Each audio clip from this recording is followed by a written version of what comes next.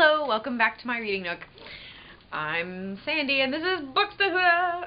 Today we're doing fantastical, sort of. The Lord of the Rings by J.R.R. Tolkien. I'm not sure what more I need to say about this. My dad gave me this beautiful set. And then, as I do, I was at Target. This is the best Black Friday deal I've ever found. It is the Lord of the Rings trilogy on Blu-ray. $8. Cha-ching! I used to have, I think I had the Fellowship of the Ring on like VHS, and then I had the Twin Towers, the extended pretty edition, which for some reason I traded in to CD Exchange for like $3 after I got this. And then Return of the King, I maybe had the DVD, but when I got this I traded that all in.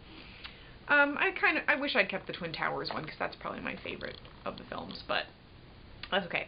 I recently just watched the Twin Towers again, and it's so good. But I do know it like line for line, because I probably watched it about 50 times when I was in high school. Also, I enjoy the Hobbit films, yet I know that they are nothing like the book. And, I mean, well, there are similarities, shall we say. There are characters that are shared. Mostly, I love that Legolas comes back. One moment. My Legolas love knows no bounds, and I keep this beautiful cup with me all the time.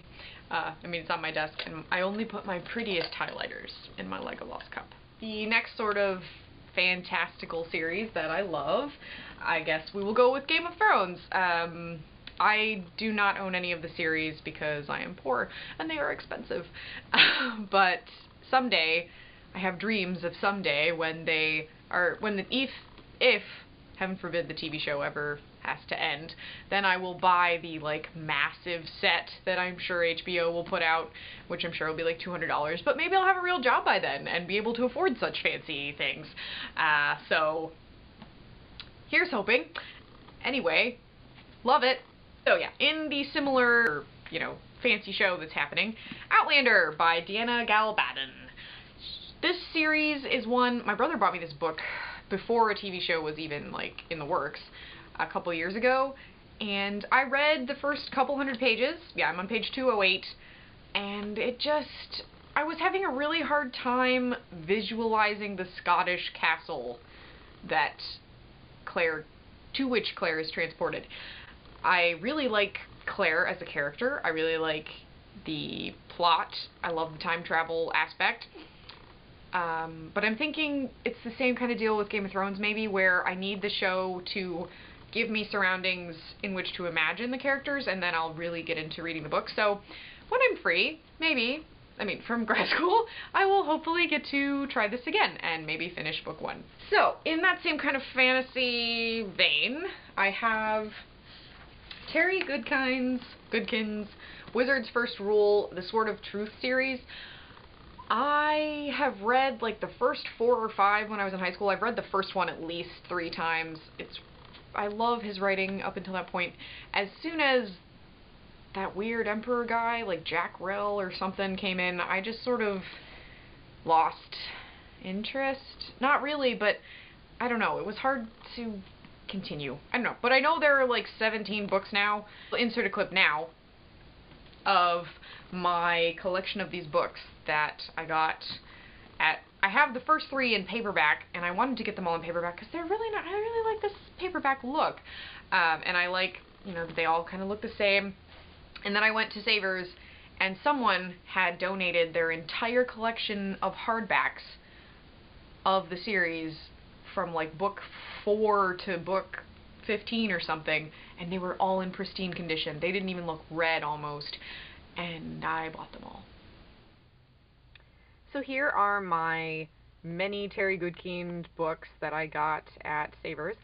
As you can see, well, this is one thing I'm not happy about. They don't all match, but they were so cheap.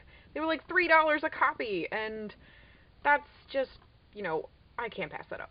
So we have this one all the way up to this, and I'm okay with these covers because they're original. These are fine because they're, close enough. And then you get these abominations. not that I know what's happening in these books, but what is this? Like, ew. Just no. So, yeah, that's, you know, I have a grouse with the publisher there, but anyway, back to the normal video. Okay, oh, right, and the show! I should talk about the show! Wow. So, this is Legend of the Seeker. It's a lot more cheesy than the books. The books are way more, like, hardcore. If you have read them, you know what I'm talking about if you've seen this. I really like the actress for Kaelin, Bridget Regan. I really like... what's his name? I don't know his name, but I love the actor who plays Darkenrall, who is also Halder in Twin Towers. I like Kara, I like Zed. Richard, he took a while to grow on me, because Richard in the books is Russell Crowe. Like, he should just be Russell Crowe. And instead we get Craig Horner, who does an okay job, and he has fantastic abs. But Richard is supposed to be Russell Crowe, and that's it. So, I realize they don't have the budget to get Russell Crowe, but they should have gotten Russell Crowe anyway. I really enjoy it. I love it enough to have it on DVD when they took it off Netflix. That should tell you something. Highly recommend it if you are not a book purist. If you can accept that things are going to change from the books to the series, then I would say have fun. These are really fun, and but they are very different from the books. Moving on. So now I have 2 vampire TV shows. One which I've already mentioned, adapted from Tanya Huff's The Blood Books. I really like her writing style, strong protagonist. You know, I've already talked about this. This is the one where Henry V became a vampire. He didn't actually die. And this is the TV series. It's a Canadian TV series called Blood Ties. A similar situation where they changed some stuff from the books. Henry is a comic book artist instead of a novelist in these. It really, really grows on you, and it's quite good.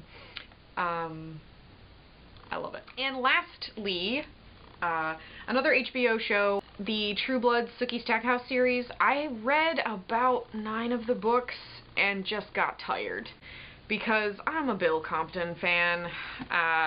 And so actually I kind of went through my books recently and got rid of all of my Vampire Diary books, which, you know, maybe I'll regret it someday, but I need the space, and I've read them already, and I'm kind of growing out of that phase, although I do still love, you know, some vampire craziness. I owned the 9 books that I've read of the Sookie Stackhouse series, but I just decided I was probably never going to read any more than these 2 ever again, because these are the ones where Sookie is with Bill. Spoilers, not really.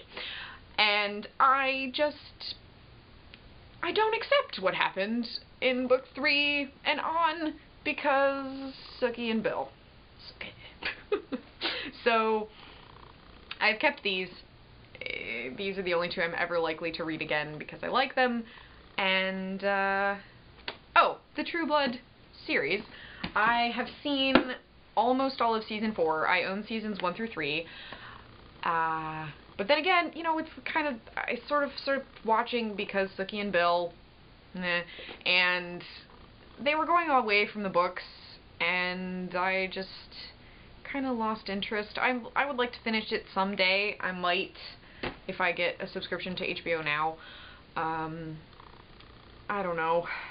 I have a lot of other things to do, like watch Game of Thrones and watch Outlander and finish Being Human. The UK version. UK version. I don't know if I ever will actually finish True Blood. Let me know if it's worth it. So, those are my favorite fantasy-ish film/book adaptations to screen, and thank you for watching. Please let me know if you have any favorites that you think I should check out. I'm always up for a good TV series. Spend most of my life on Netflix. And thank you for watching. Books to Huda! Good noise.